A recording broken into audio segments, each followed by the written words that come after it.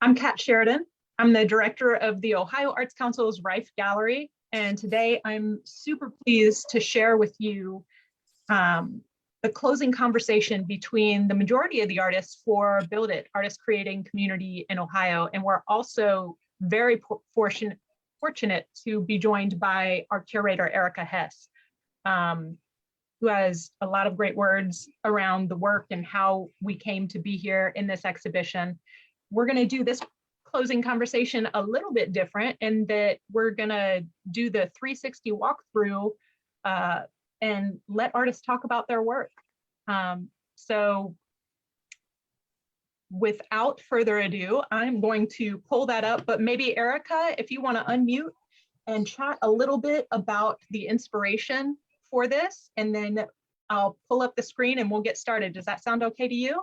That sounds great. Thank you so much, Kat. This is so wonderful to see all the artists in one place, even though it is a screen rather than an opening or closing. But I'm really thrilled to see you guys here, and I'm excited for everybody who's tuning in. It's great to see some familiar faces and names.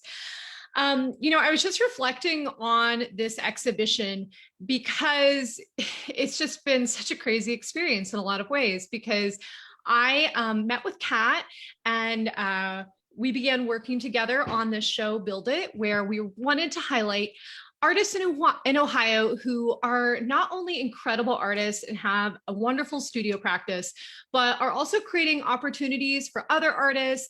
They're creating spaces in their communities. They're really adding to the dialogue and supporting those around them in different ways. So I started by doing studio visits in person, unmasked, 2 years ago. Some of you, I remember coming into your space and learning about you and learning about your work, seeing your work in person. And then of course the pandemic hit and everything shifted. And I was doing virtual studio visits like this in order to finalize work. And now here we are, the show is wrapping up.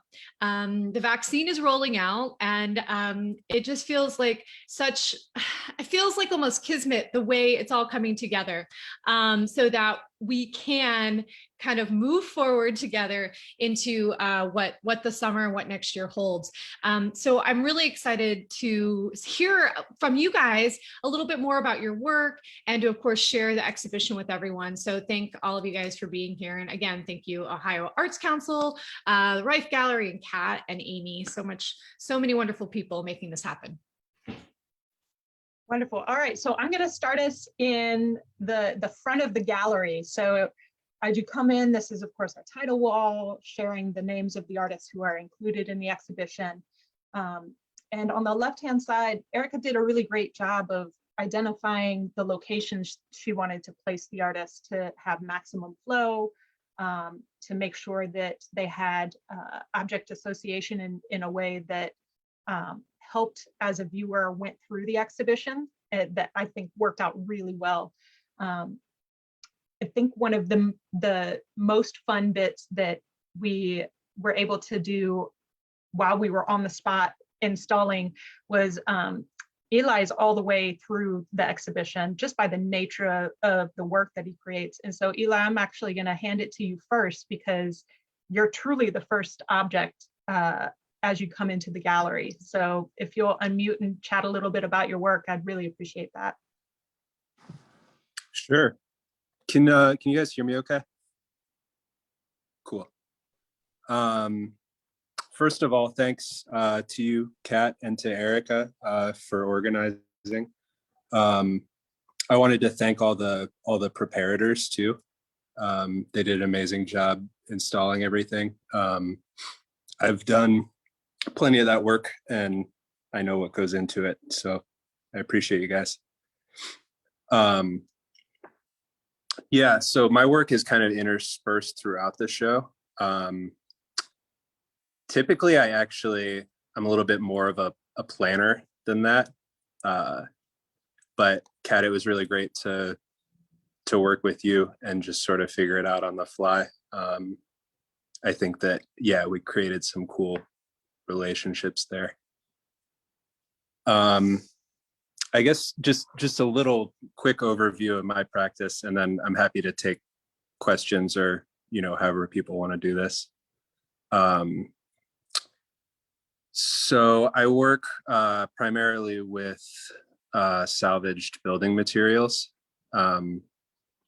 mostly pretty cheap, frankly, like kind of crappy stuff that, you know, I pull from my own job sites, or sometimes, you know, I do a little dumpster diving and things like that. I'm interested in sort of the relationship we have to the built environment, the overwhelming amount of waste in the construction industry, and just the idea of, like, you know, being a maker, like being compelled to produce things, but not really wanting to put more stuff out into the world. So I think the, you know, the reuse aspect is pretty important for me. Yeah, in terms of the content, I mean, it is like a lot of the work can just be sort of appreciated for its formal qualities, but I am interested in, you know, I'm interested in tension and balance and aspects like this. So you see that throughout the work as well. And I guess just the idea of what's real, what's fake, you know, what is sort of on the surface and what is beneath that. So, you know, you can draw some parallels to contemporary society, I think.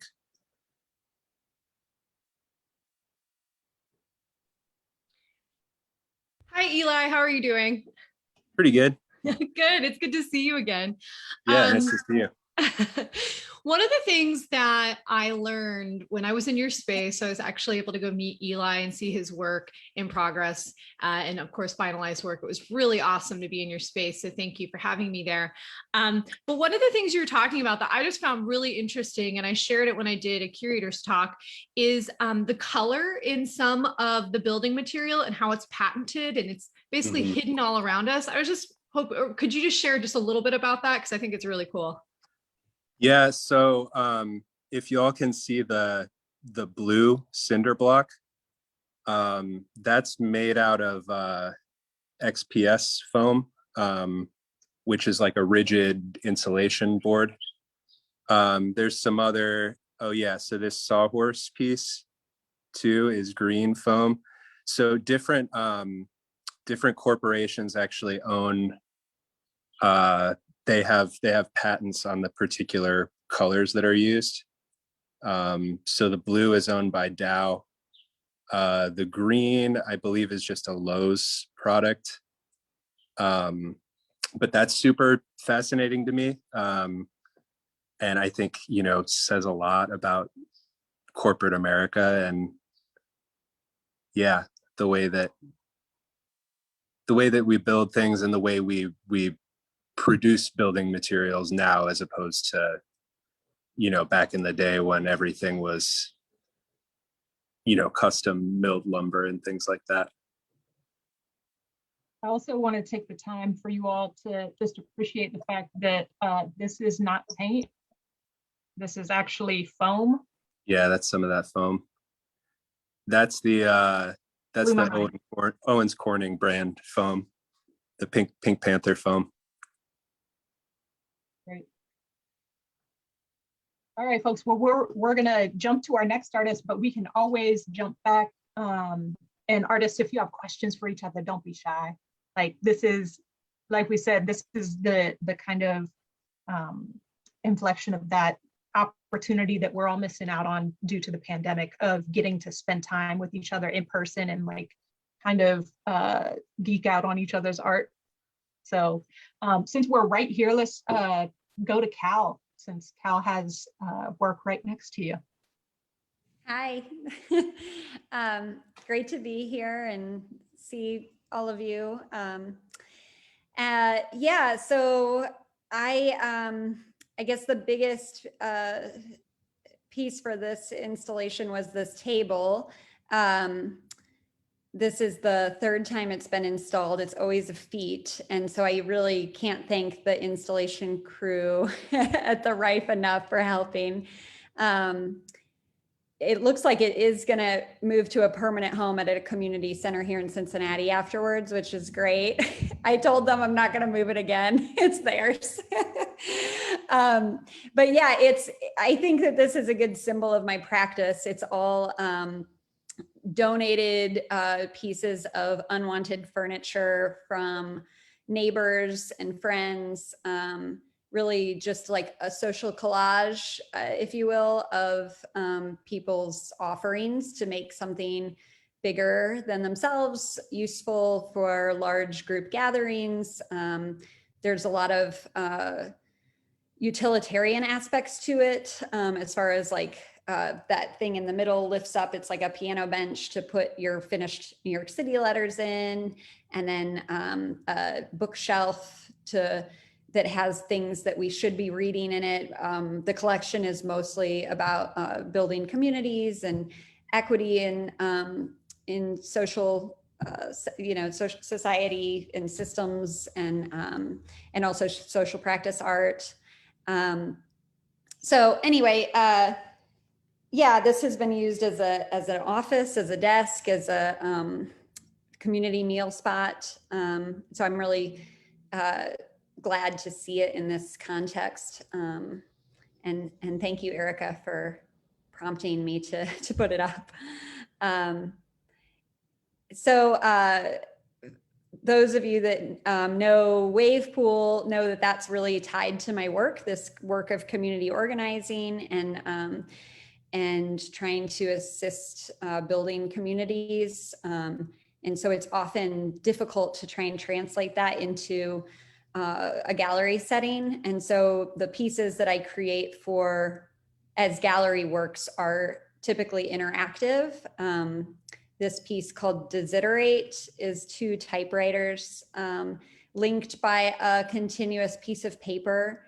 And every time I've shown this, the prompt can change. So on this installation, it's one that I've used before, actually, that says things that I wish to change, things that I would like to change about ourselves, things that, and the other side is things that we love about ourselves. And so one is in green ink and one is in red. And the idea is that they're all connected and that we all can think about ourselves as this evolving mass of pros and cons and things that we love, things that could have the potential of changing. So just trying to get people to collaborate in forming relationships. Yeah.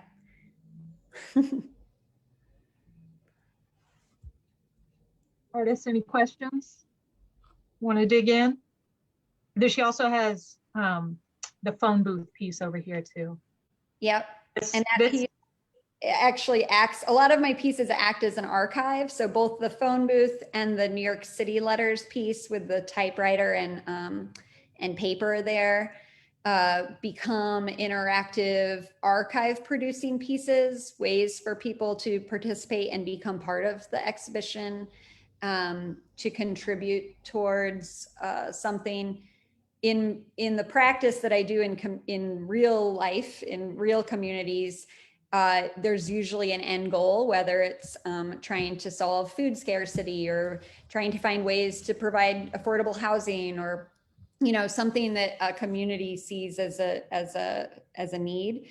In gallery settings, we can be a little bit more hopeful and utopian, so a little bit less utilitarian. So the New York City letters really are about just reaching this other city and meeting a stranger through the simple act of writing a letter. And the phone booth is really about, I think it says like, voice your dreams that are unlikely but possible. It's really about creating an archive of people's hopes and dreams. So. Perfect. I'm gonna bring us over to Jessica Pinsky. Great. So while you're moving over there, Kat, I just wanted to say, Cal, I absolutely adore your work and what you're doing in Cincinnati. When I went down to visit, again, it was pre-pandemic, and you had just opened up another space across kind of the street, which was fantastic. And I guess I was just wondering briefly if you could just tell us about that and how it's kind of going with the pandemic, if you've been able to continue, because I've thought of you a lot actually with this. It's been wild. Yeah, so that space called the Welcome Project, it was a new market to try and address food access in our neighborhood, and also empowerment and employment of refugees and immigrants. And that space has been more needed than ever in the past year. It transitioned to a food pantry. Now there's a free fridge outside, and we've been like handing lunches out the window. It's been really active and thriving, but not in the way that we thought. We had this whole like business plan, like we're gonna have cooking classes and community dinners, and those things haven't happened, but we've been finding ways to stay active and engaged. Yeah, thanks for asking. Yeah, I'm so happy to hear that, because I knew the original intent of the space, and I thought Cal is so good at being able to shift and move. I was hoping I would hear something like that, but I'm so happy that you have that space, and what a service to the community. So thanks, Cal. Thanks. All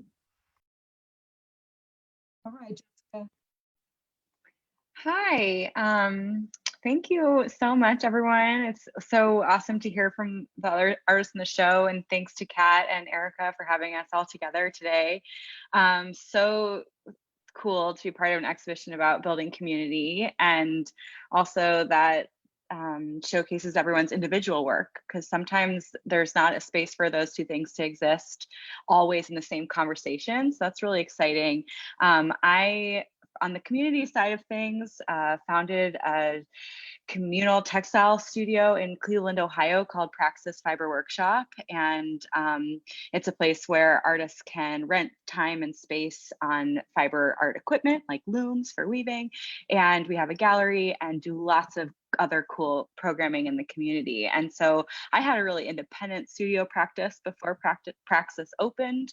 And now I do make most of my work in the communal space at Praxis. So that has changed the way that I make work and the way that I talk about work. So my work is actually very personal. And so when I'm making it in a room full of lots of people, you end up just like having really personal conversations all the time. And so that's cool. And I've gotten really used to it, and I really like it. And I think it's part of what charges me. So the piece that you're looking at on the right, which is all the little tiny weavings together, they were part of a series. I tried to make 100 weavings. It didn't quite work. I really like round numbers. And I like big goals. So I said 100, and I've been trying to set really, really, really tight parameters, and to see how much variety I can achieve among those really strict parameters. So I had so much fun just trying to see like how I could do something different. And so I'm stretching the yarns, I'm pulling them apart, and then afterwards it just didn't seem like it was enough pushing of the materials. So I started dipping things in resin and trying to make them more three-dimensional and have the variety between the 2D and the 3D.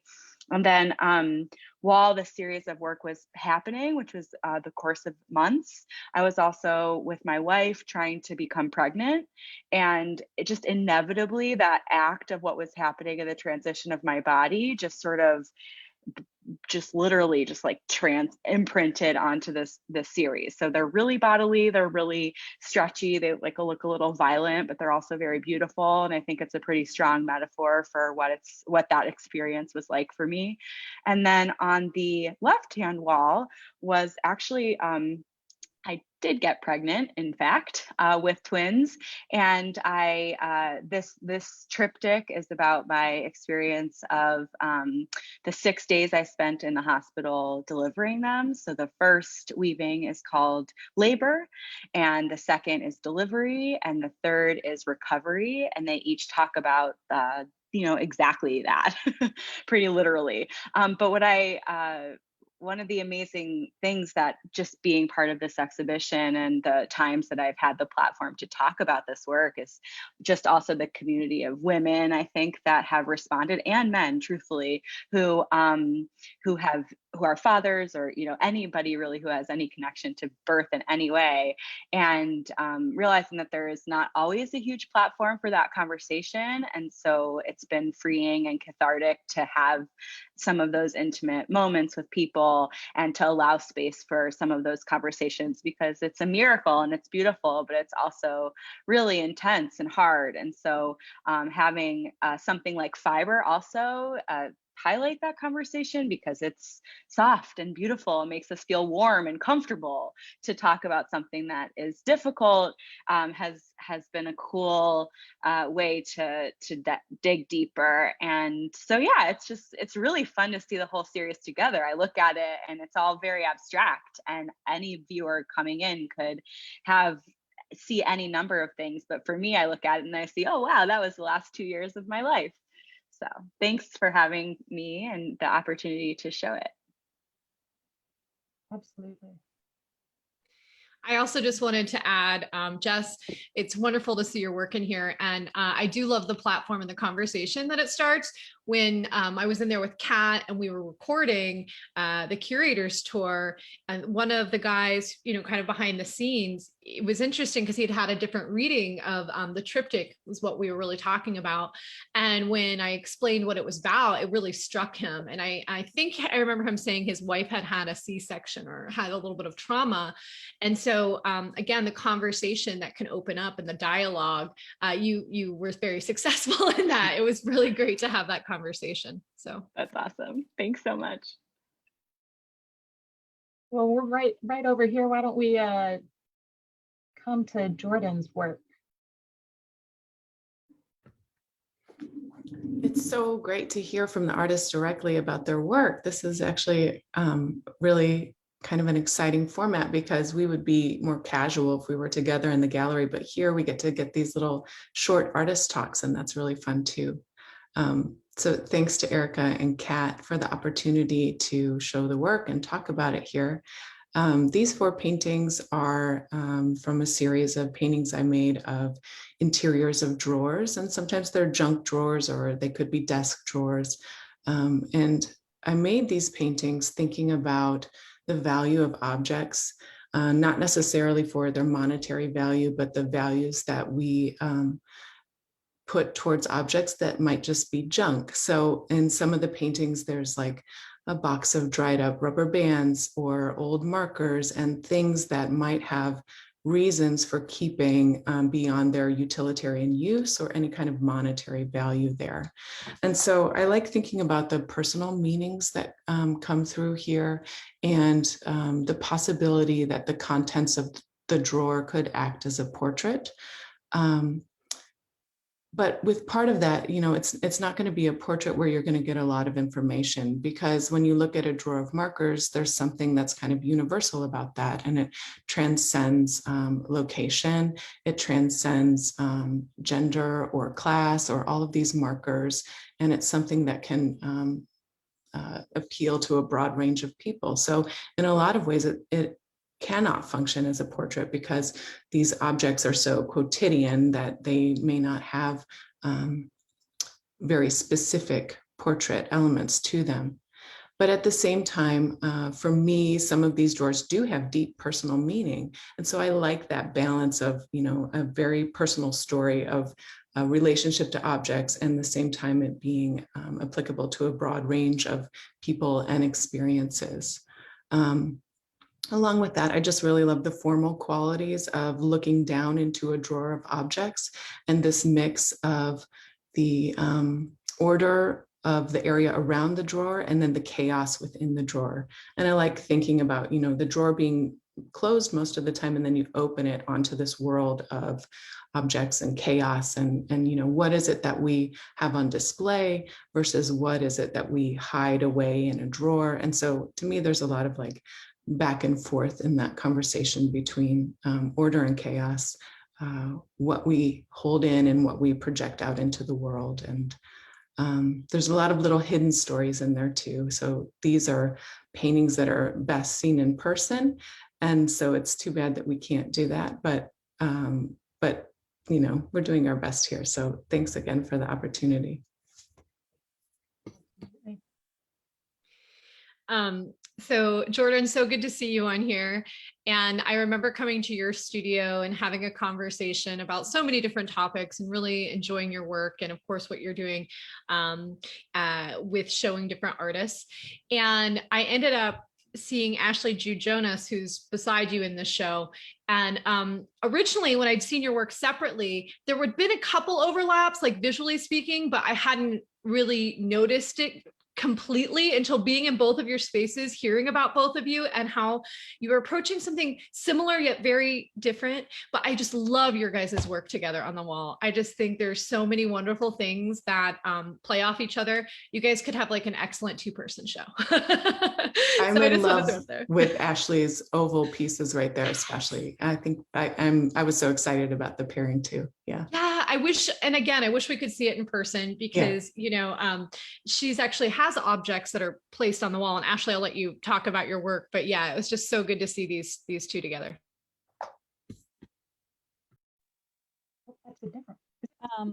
Hi. Hi.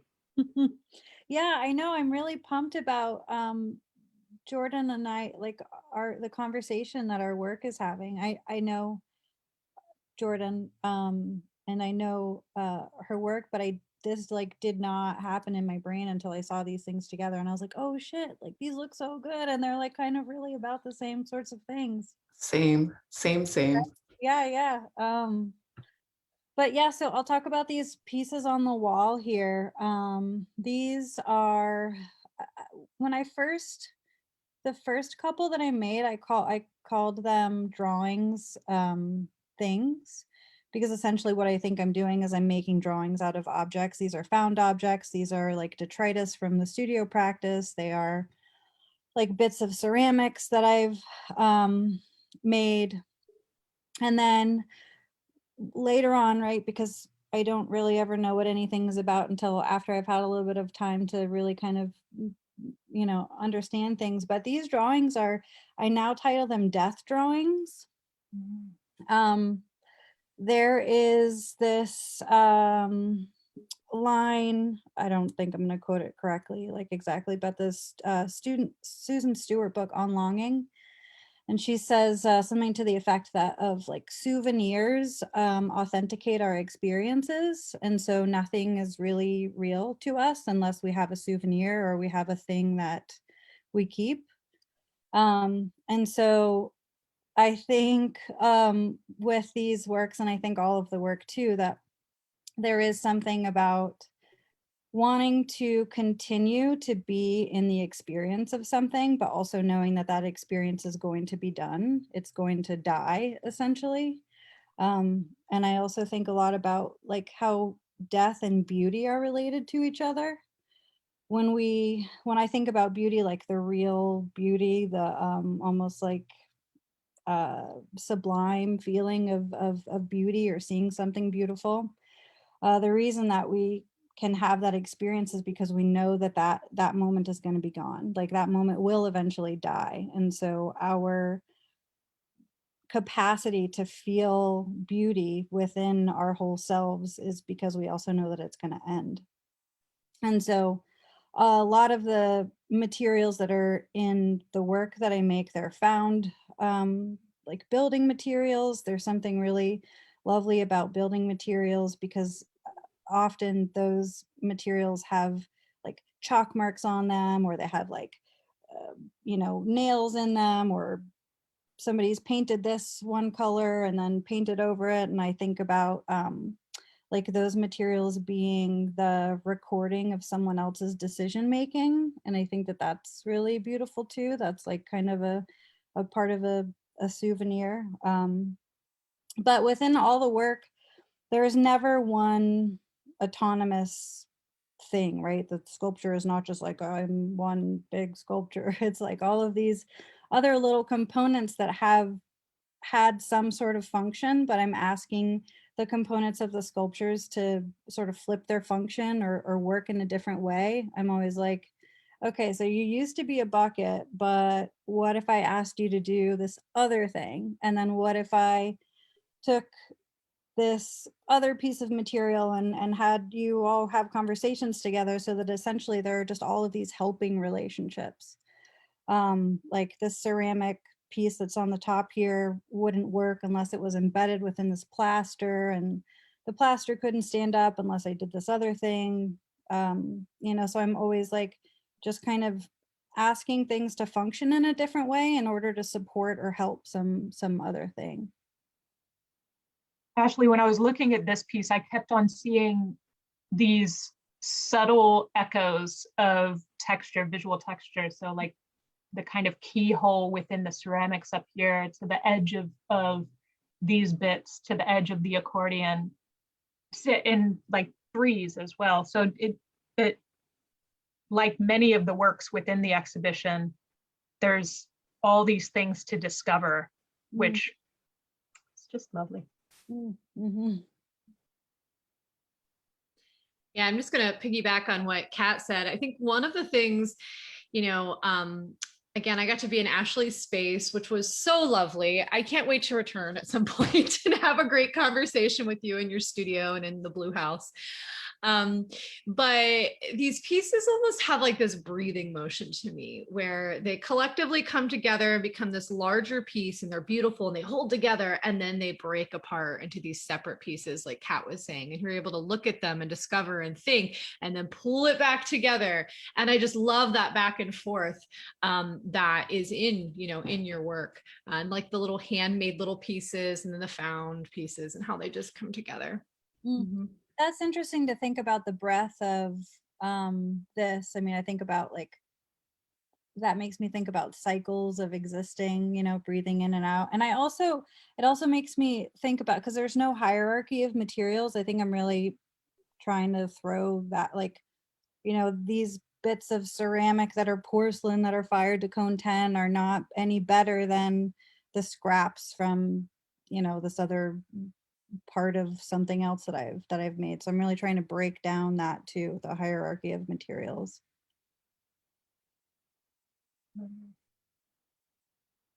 Since we're right here, and we can see all four pieces at this moment, I'm gonna pass it to Stephanie. Hi, everyone. Thanks, Kat and Erica, for having me. I wanted to just kind of start with what I do in the community. So 13 years ago, I co-founded the Carnegie Gallery at the Columbus Metropolitan Main Library. And that's a space where it's safe for our community who may not always feel comfortable in galleries. It's a place for them to gain visual literacy. I'm very much about accessibility and visual literacy in my community. So with the gallery, we want our community to see themselves in the art as well as the artists. So that's what we've been striving for the last 13 years. In my own artwork, it is still about accessibility. I talk a lot about space, place, gender, and power. So I also get labeled as a street artist. I consider myself an environmental explorer of sorts. So I'm looking at environment in terms of space and place, and how we design those spaces, who feels safe in those spaces, why we're continuing to design for one type of person instead of an entire community. And then obviously gender. So this character, this blue character, is called either Ghost Girl or Ghost Woman. And I've been making her for about 7 years. These are all real women and girls that I know personally that inspire me. So I look at these as the ghosts of their conversations with me and my connection to them. They're also the ghosts of humanity.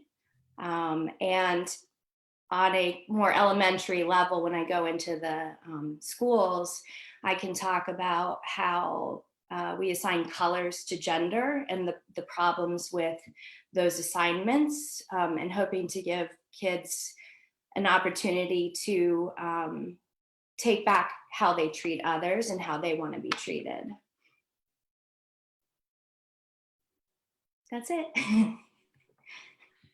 Hi, Stephanie. It's so good to see you again. Good to see you. So yeah, Stephanie, I mean, something that just really blows me away about your work and what I love to think about, and you mentioned it, is place and accessibility, and how many different places your work can exist. And I think that's wonderful. You also have some other things that you've been working on that I'd love for you to share. And I think I might see it behind you, the gallery space. Do you have this one? Yeah. Yeah, I would love for you to share about that. And then also the process in this large piece here that you performed in the gallery. I'm going to botch the name because I have COVID brain still, so I don't want to do that. So I will let you explain. Well, that. actually, Kat knows that one, so we'll go to Kat. But okay, Kat. First, we can talk about S. Gallery. So it's this dollhouse that I transitioned into a gallery 10 years ago. And it shows artists monthly. I had to take a break because of COVID. Once it got cold, they were installing outside. But the idea behind the gallery is to also talk about gender and the roles that we're assigning in place and in space. But the artists are able to control the entire environment, the whole story. So they, make the work, they pick out the furniture, they do everything about the environment. But it does run like a regular gallery, and it's accessible online. So we should be picking back up. Actually, our next artist, Brian Williams, will be here in May. So take a look for S. Gallery. She's coming back. And then what was the other question? So I love that. I love S. Gallery. I think it's such Thank a great thing that you're doing. And just, I can think about it on so many levels. So wonderful. The process when you installed this piece, I know that as the piece is shown in different locations and as it starts to have a bit of wear to it, you repair it so that it transforms as it's moved into each piece or into each space. Yes. Okay, got it. So this is a canvas piece. It's just a rolled up canvas. It's 9 feet by 7 feet.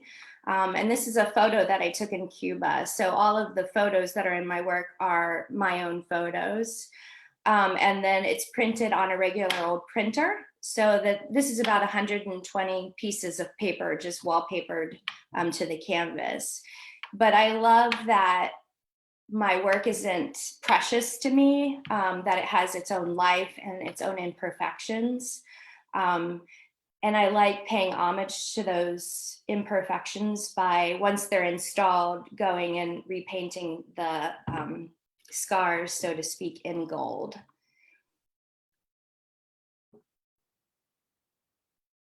Also known as kintsugi, if you're thinking about it in terms of ceramics, which is golden joinery. It's a Japanese form of kind of really honoring the history of the piece, which is just gorgeous. And Stephanie is really good at being modest. She also founded the Creative Arts of Women with a couple other amazing folks. Runs street, I'm gonna get it wrong. Women street artists. Thank you. Like multiple things that Stephanie has started that have grown communities, and then she's also recognized when she can step away and allow other people to step forward, and is cultivating leadership in the same way. Thank you, Kat. Yeah. And a curator all over. I love it. Yeah, there are many curators in this show.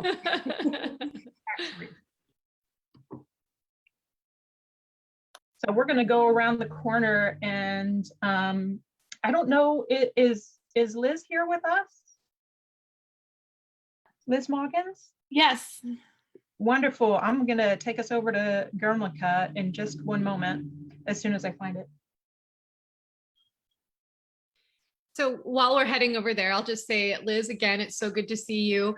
I met Liz, oh my goodness, maybe 8 or so years ago on a panel at Cleveland Institute of Art. I wasn't living in Ohio, but it was a panel on feminism and the arts.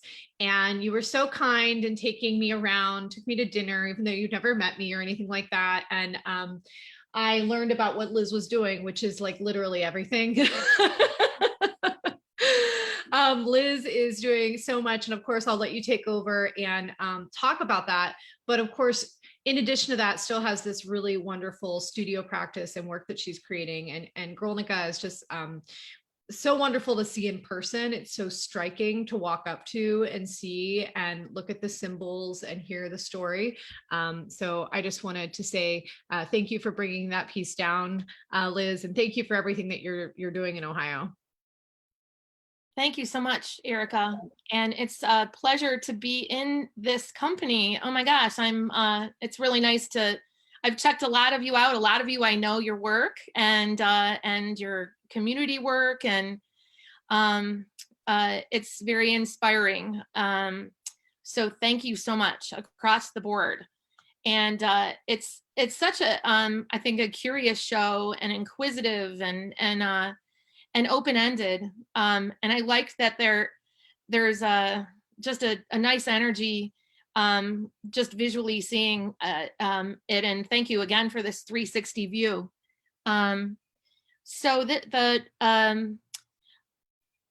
it's always hard for me to separate the work that I do in I guess my own studio practice with the work that I'm doing beyond. I love the sort of brownie in motion concept. I love trying to onboard people that have never really thought about art before, and how to sort of be sort of very cool disruptors and how we can start conversations and looking at mutuality and so I believe that that a lot of the work that's in this exhibition really speaks to that. So this particular piece was because I during this time, even the work that I'm doing now, I didn't have any when we were sheltering in place. All the stores were closed, and I guess the usual way that you would go to an art supply store. So I just used with what I had, and I just basically inventoried. And this was a time from an exhibition that was called A Beautiful Mess. Most of my work has been, autobiographical, whether it's been being a mom or, things that are going on in our current politic. Things that are going on very directly in my community and in my life. And so this was from a particular year of intense loss.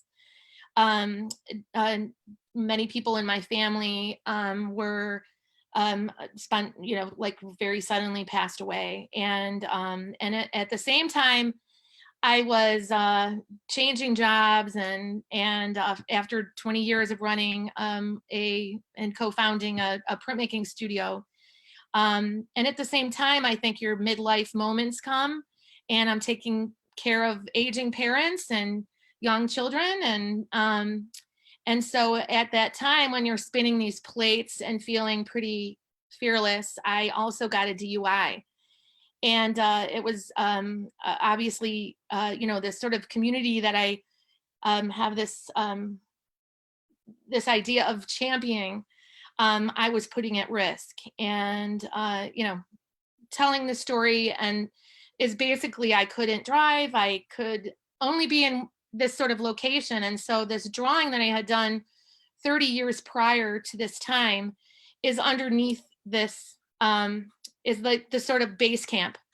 And I rolled it up as a young idealist and an artist who was totally like reading, all of these wonderful books about artists and being inspired by the work of other artists. And in this case, it was Jasper Johns and Pablo Picasso. And it was about them looking at their own mortality and their own idea of aging. And the series inspired was called The Seasons. And so there's silhouettes of me underneath this that I did back when I was in undergraduate.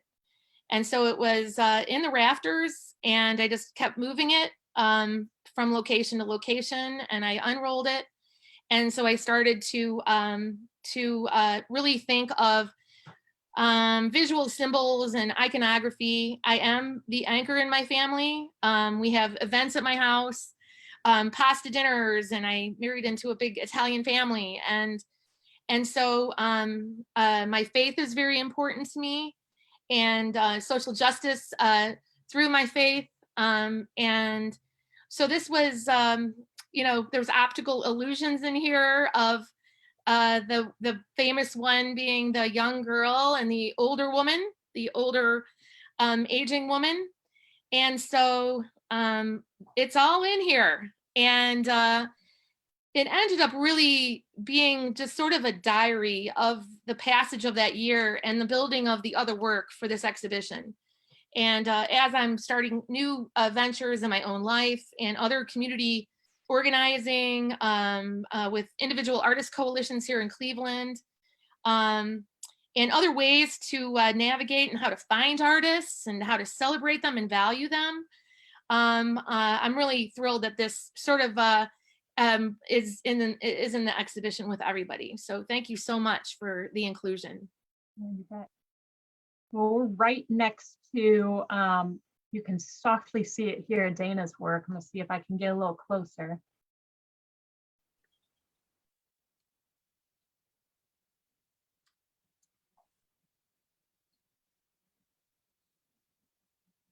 Yeah, there you go.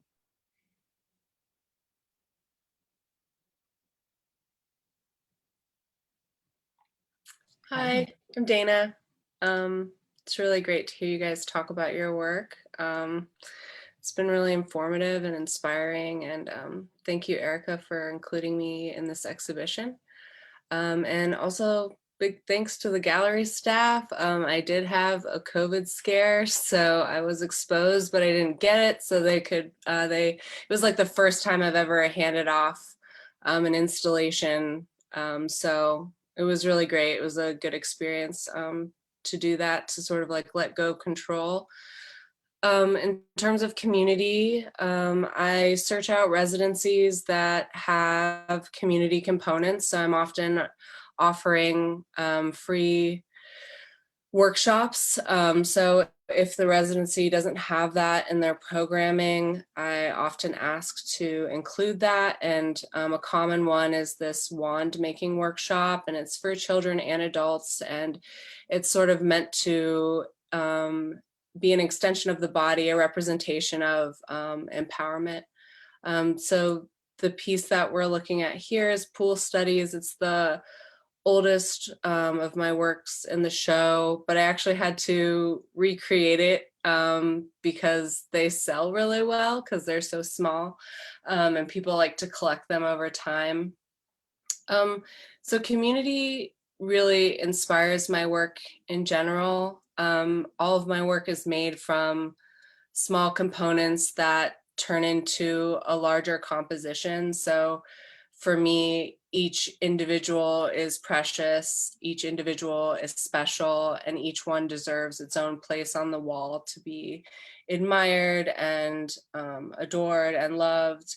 And so I guess we're gonna move over to the spirit guides.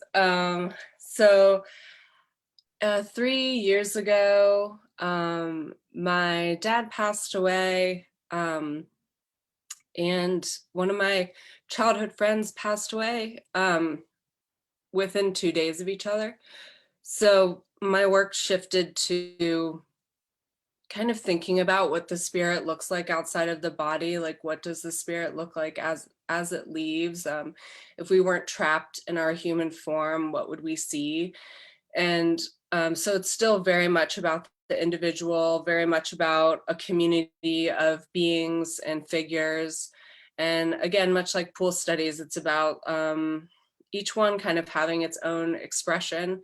And in terms of material, I don't like to use traditional things. So I'd say like yarn is like the most traditional thing I've used. And they're all tied to fishing baskets. So Yeah, and I'd like to expand this piece. This is the last piece that I feel I've fully finished. It was created at a residency in Muncie, Indiana called Ply Space. So I'd like to add a few more to that.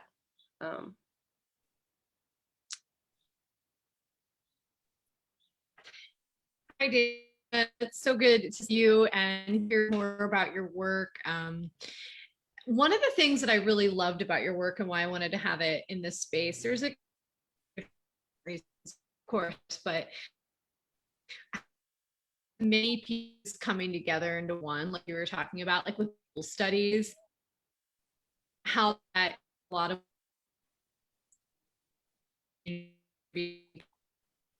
and also how it plays with the viewer. Like your work is very much, of course, about moving around it. Sadly, we couldn't have people in there walking through it, but you know, I love how it really interacts with the people in the space.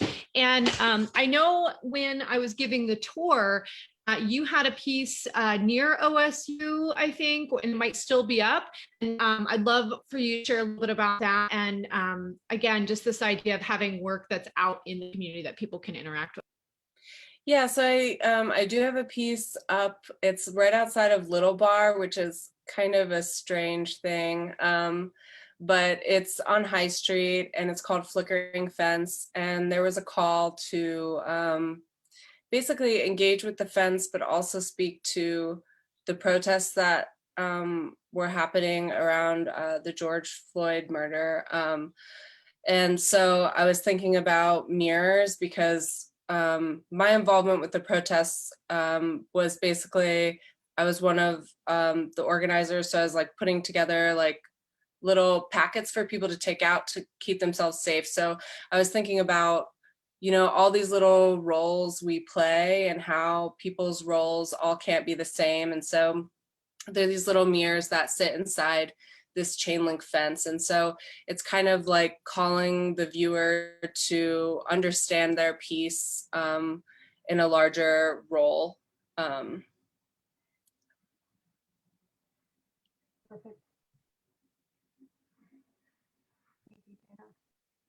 We are right next to Anne's work, so we're gonna hop over to Anne. Hi.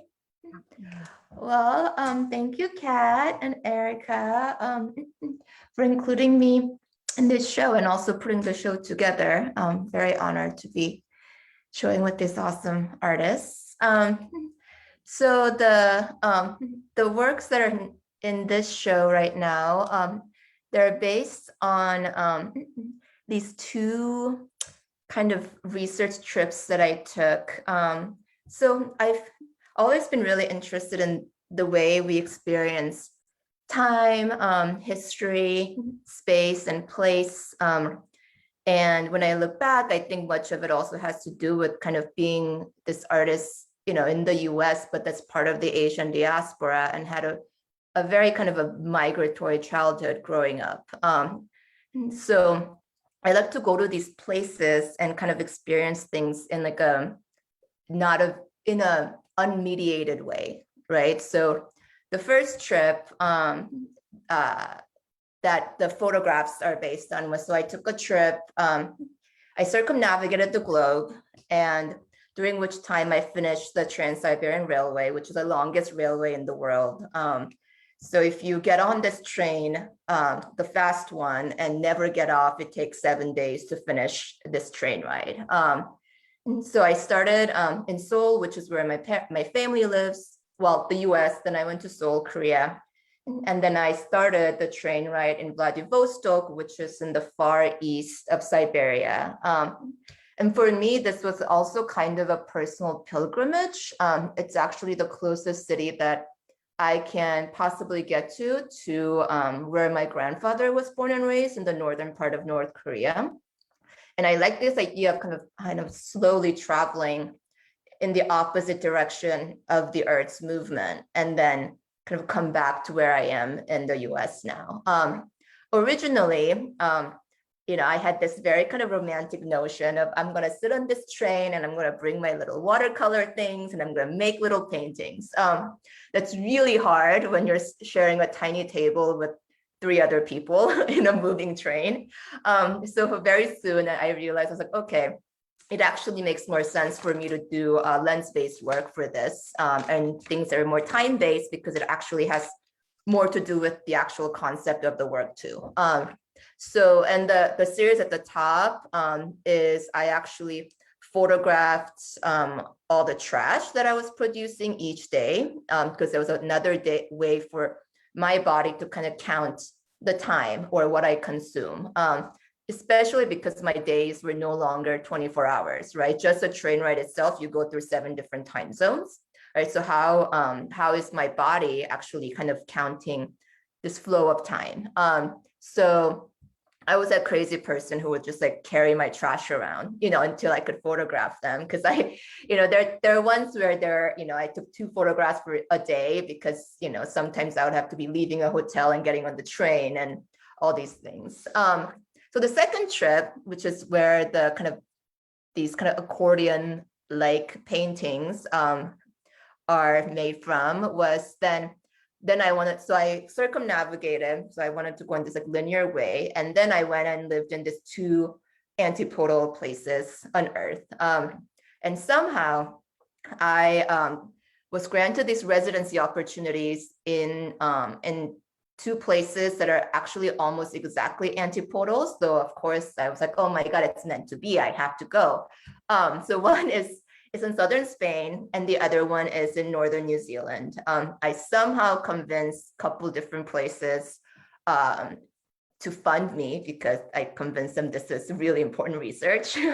And so I lived in southern Spain for 2 months. And so the pieces that you see over here, so half of them are made in Spain. And then I actually took them to the farthest place I can possibly go to on Earth, to New Zealand directly. And then I finished them and I put them together. And for me, that process was important because it kind of served as a metaphor for this kind of collapse and coexistence of things that are literally opposite, right? And they're produced in these opposite places and putting them together. So the ones at the top, so I think it starts in the New Zealand part and then it alternates to Spain, and then they're kind of mixed together in terms of that order.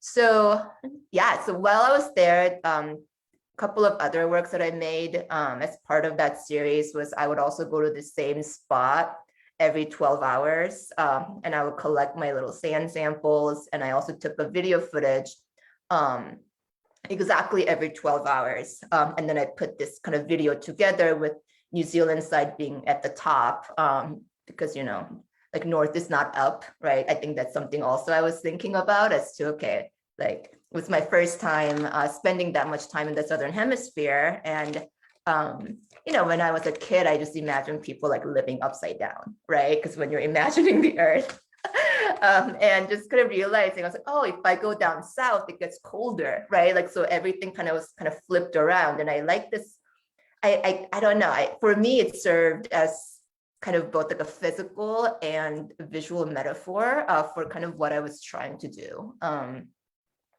yeah, that is what's in the show. I love the relationship that the combination of disparate times to make pieces has throughout the exhibition. So within this is, you see Liz's work as well, as well as Ashley's, like these snippets of time all coming together. Yeah. I want to say, and hearing you talk about almost this like negotiating distance, I also want to, I miss you. Like we live in the same city. I know. We live like 8 minutes away.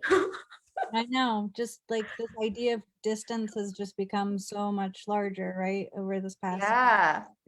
No, it's true. Yeah. And just like the fact that I could go do these things, right? like the idea of like my body was free to go to these spaces on Earth. I was also thinking a lot about Homi Bhabha's like third space, right? His whole concept about like, it's like this in-between space when like two cultures kind of meet. It's not like fusion or assimilation or even clash. It's like this whole other space that gets created. Yeah, so I think it's, I don't know, in my head, it's all related, right? In terms of, yeah. But, and I miss you too, Ashley. I know that there are a couple of folks that weren't able to make it today, but I'm hoping that Anissa is with us. Anissa, are you here?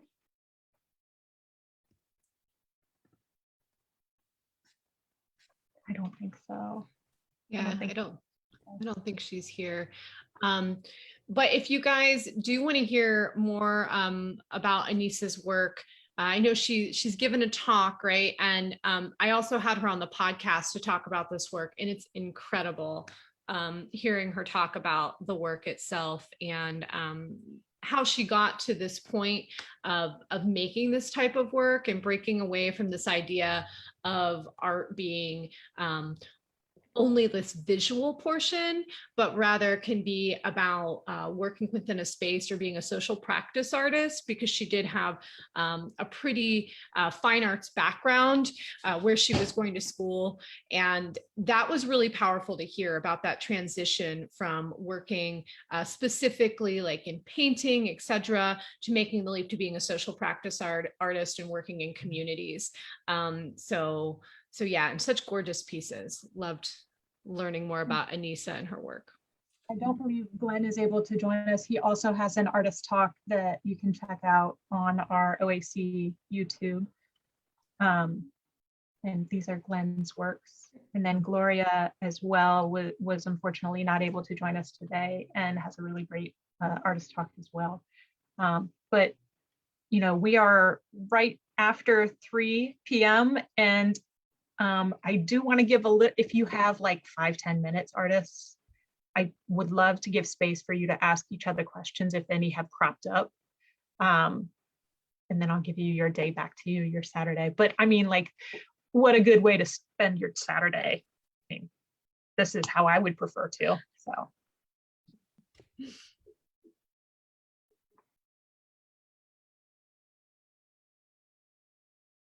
The resounding silence means everyone has answered all the questions. That must be it.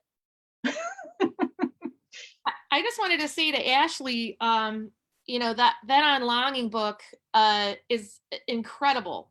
And it informed a lot of my thesis work a zillion years ago.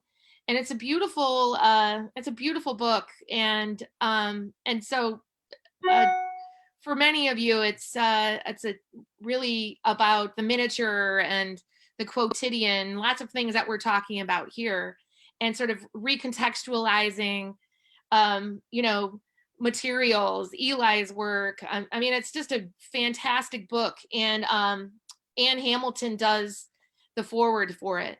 So thank you for reminding me of that, because I don't hear many people talk about it, but it really changed my studio life and practice. So.